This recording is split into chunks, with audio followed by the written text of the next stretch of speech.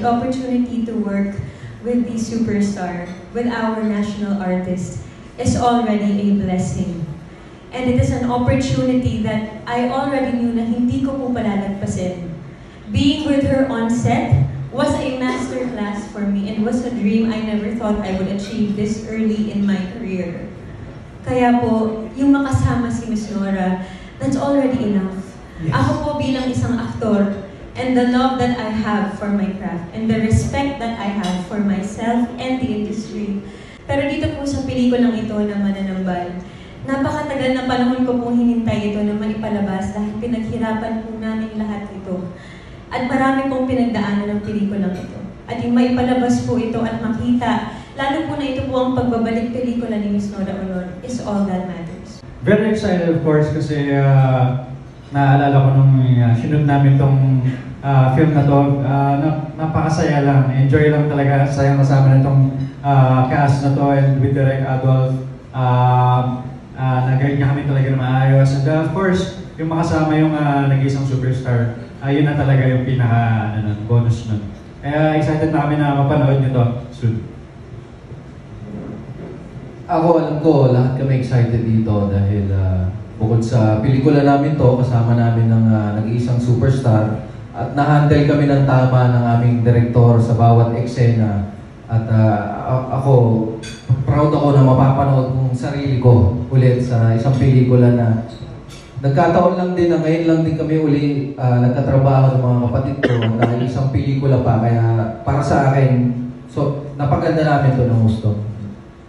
Unang-una, masaya ako dahil natapos na naman yung pelikula kasi sa totoo lang, ang dami talagang binigdaanan ng journey ng Mananambal. Sobra. As in, unexpected.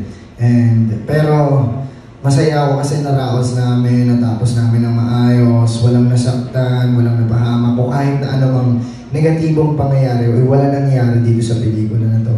And, excited ako sa part na sa muling pagbabalik ni Ate Guy. And kami magkasama-sama sa pelikula na to para ipakita ang tunay na ibig sabihin kung ano ba talaga yung Mananambal. Kung masama ba talaga siya or mabuti. So, yun. For me, finally, na papalabas na itong Mananambal, gaya na nga sinabi nila, maraming pinagdaanan itong pelikula namin. And syempre, with the direction of Direk Adolf, inatapos namin yung pelikula. And gusto lang din namin ibalik dun sa producer namin, si Miss Karen. Siyempre, yung tiwala na ibinigay niya sa amin. And siyempre, kay Miss Nora Aunor, sa ating superstar, alam ko na maraming nakamiss sa kanya sa big screen. Kaya, as a fan, namimiss ko na rin siyang mapanood. So, we're very, very excited na mapapanood nyo na yung Mananambal on February 19. Thank you. Ako kasi nakatrabaho ko na si Nanay sa isang teleserye. And nakatrabaho ko na rin siya before sa isang pelikula. Kahit saglit lang, pero talagang yung siguro yung tatata ka sa eksena, tatata ka sa co-actor mo, tatata ka sa ka-eksena mo. Yung give and take, yung pag-moment mo hindi ka sasabawan. Alam mo yun, pag moment niya, isa-share niya sa'yo. Ganon. Kahit hindi niya sabihin yun, pinaparamdam niya sa co-actor niya. At naramdaman ko yun nung mga naka-eksena ko siya, nakatrabaho ko siya. So, for me, yun. Kailangan makapag-share ka na sa co-actor mo, hindi mo siya sasapawan. Yun.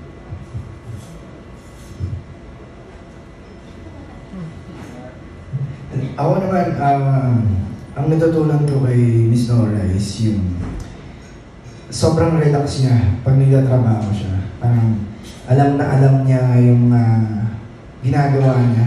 Hindi siya nagpapadala sa kung ano man yung meron sa paligid. And yung mata niya kasi, bakit wala kayo sa eksena, parang sabi nga hindi kumikinang, totoong kumikinang talaga yung mata niya. Which is, yun yung kumukuha ng connection sa inyo pa magka-eksena kayo. So, titignan mo lang siya, affected ka na. So, napakadaling makarelate sa pakiramdam na nararamdaman niya kasi nga nagtatranscend sa mata niya. Hindi ko alam kung paano niya yung ginagawa. So, habang magka-eksena kami or sa mga ibang eksena niya, pinapanood ko siya sa monitor kung ano ba yung tumatakbo sa isip niya.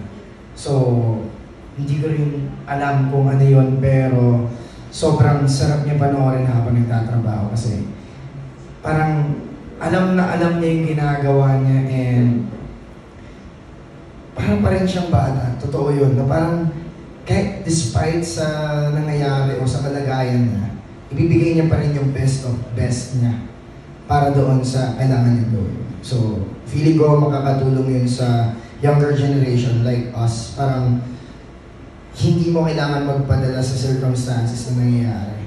So, relax lang, alamin mo yung trabaho mo, and maniwala ka lang. Yun yung nakita ko sa kanya. So, yun yung natutunan ko sa konting panahon. Yeah.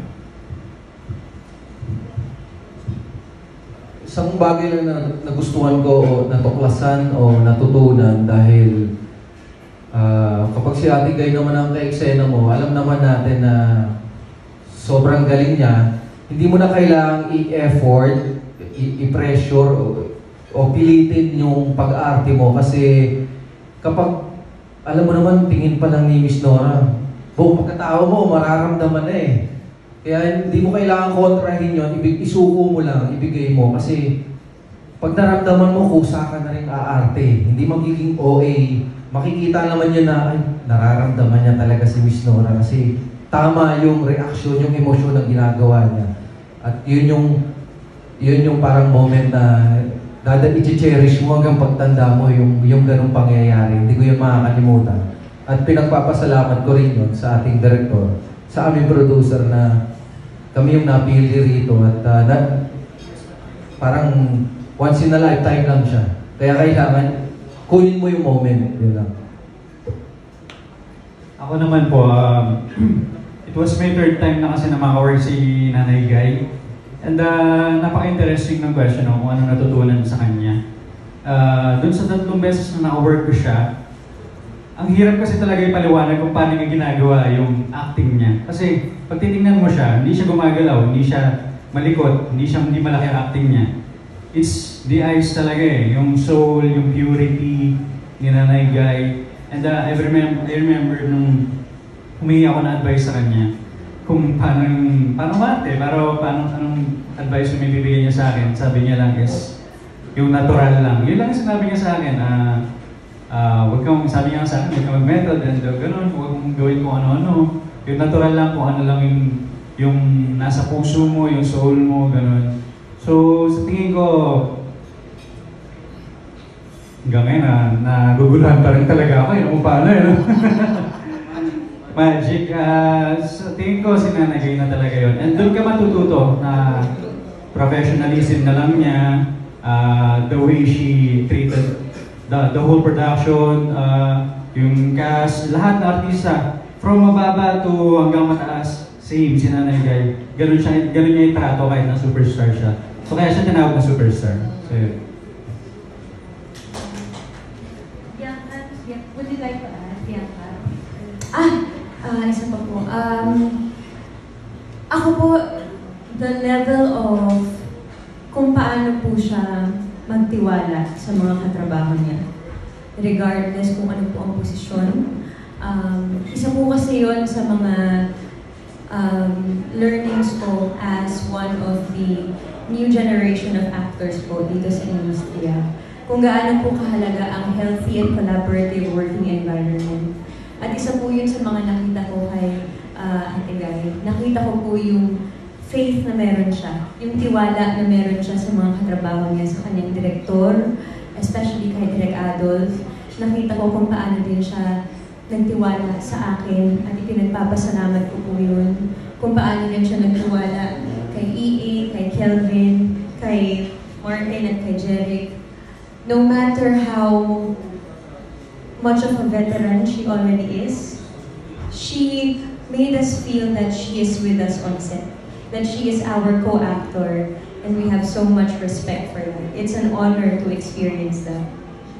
Thank you.